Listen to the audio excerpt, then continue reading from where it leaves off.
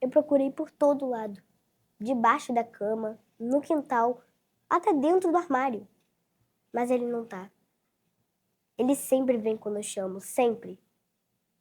A gente corria junto, dormia junto. E agora? Não tem mais aquela patinha batendo no chão.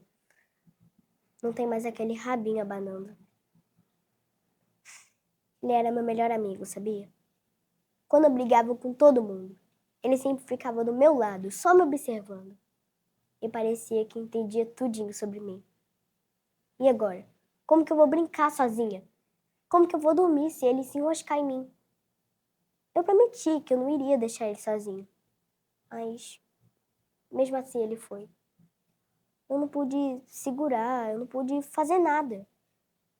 Só queria mais um abraço de despedida. Só mais um.